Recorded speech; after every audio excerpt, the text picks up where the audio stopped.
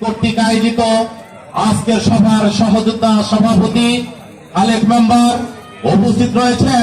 প্রধান অতিথি হিসাবে পাবনার গণমানুষের নেতা, পাবনা জেলা বিএনপির অভিভাবক, উত্তরবঙ্গের কৃষি সন্তান, দেশ নেত্রী বেগম খালেদা জিয়ার বিশেষ সহকারী অ্যাডভোকেট শামসুর রহমান শিমুল বিশ্বাস উপস্থিত রয়েছেন।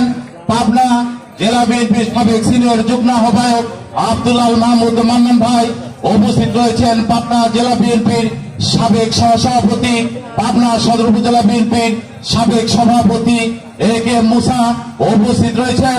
পাবনা পৌর বিএনপির সাবেক সাধারণ সম্পাদক লালু কমিশনার সহ থানা বিএনপির সকল পর্যায়ের নেতৃবৃন্দ, জেলা বিএনপির নেতৃবৃন্দ, ইউনিয়ন বিএনপির নেতৃবৃন্দ এবং সকল অঙ্গ নেতৃবৃন্দ সবাইকে জানাই ধানের শীষের শুভেচ্ছা। আমি বক্তব্য দিব না, একটি কথা বলে শেষ করব। সামনে আমাদের জাতীয় নির্বাচন, সবাইকে প্রস্তুত হওয়ার আহ্বান করছি।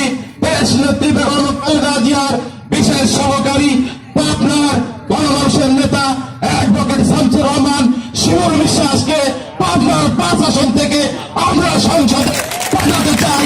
এই কথা বলে আমি আমার বক্তব্য এখানে শেষ করছি। সবাইকে ধন্যবাদ। বাংলাদেশ জিন্দাবাদ, শহীদ জিয়া হক, খালেদা জিয়া জিন্দাবাদ, তারেক রহমান জিন্দাবাদ, অ্যাডভোকেট শামসুর রহমান শিমুল বিশ্বাস জিন্দাবাদ, জিন্দাবাদ, জিন্দাবাদ। এবারে আপনাদের সম্মুখে বক্তব্য রাখছেন পাবনা সদর উপজেলা বিএনপির সাবেক সভাপতি এ কে মুসাকে তার মূল্যবান বক্তব্য রাখার জন্য করছি।